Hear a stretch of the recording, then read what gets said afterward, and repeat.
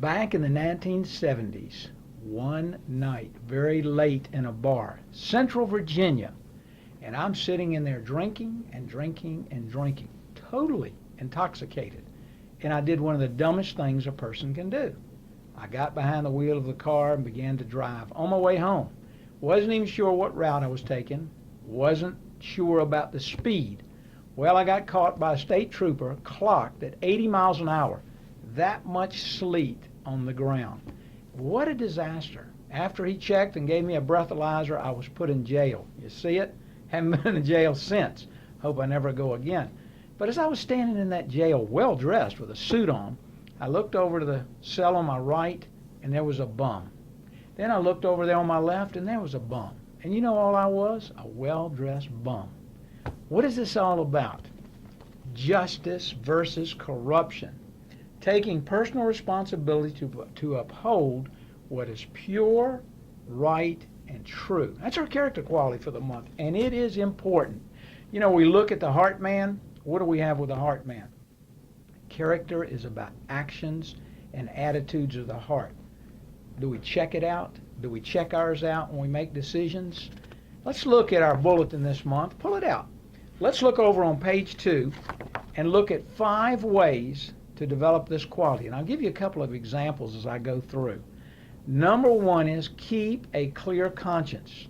You know, there's only one way I know of to do that, and that is to do the right thing, making the right decisions.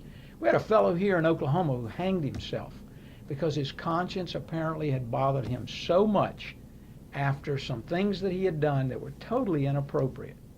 Number 2 is take personal responsibility. Young fellow was in school, got caught for doing something, was taken down to the principal's office and started to blame it on somebody else. After asking questions, it was found out the truth is that this particular individual had lied and he was the one that did it. Personal responsibility, big issue. Number 3 is use right methods. I just heard this morning on the radio a fellow who was driving down the HOV lane. That's the one where you need more than one person in the car to be able to have access going down that particular lane. You can get a lot quicker going where you're going. Guess who was beside him? Not a person, a mannequin. He had stuck a mannequin on the right-hand side of him just so he could drive down there. He was caught and arrested, and the consequences came.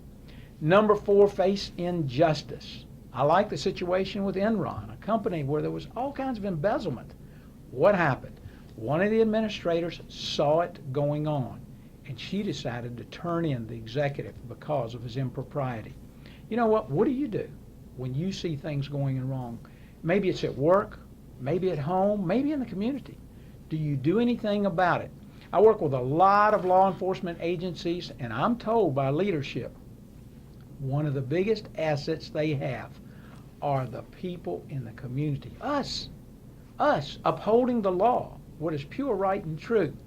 And then finally, number 5 is promote reform, not revenge. I think a great example of that is Martin Luther King. He saw injustice. He saw corruption and wrongdoing. And he stood up and said, let's reform. He didn't look for revenge. He didn't look to get back. He wanted to change and make things right. Well, both at pages 2 and 3, we have a sheriff's office. And in this sheriff's office, there was some horseplay. And the leader of the sheriff's office, the jail chief, Larry Hank, decided that we got to stop this horseplay. So he put out this new rule that it would be stopped. It was promoted and talked about at meetings. Well, he happened to come to one of the meetings where it was being promoted and put a headlock on someone. And his 2 top people, trainers, came back to him and said, hey, Chief, we're trying to promote it, trying to get it done, and look what you do. He did the right thing. You know what he did? He suspended himself for a whole day, 8 hours, and didn't pay himself. Now, that's standing up for the right thing. On the back of our bulletin, you can see about Harriet Beecher Stowe and what she did to uphold law for our nation. She wanted to make a difference, and so can every one of us. You know, when we think about the Pledge of Allegiance to the flag of the United States of America and to the republic for which it stands, One nation under God, indivisible, with liberty and justice for all. Look at these couple of pictures and think about justice.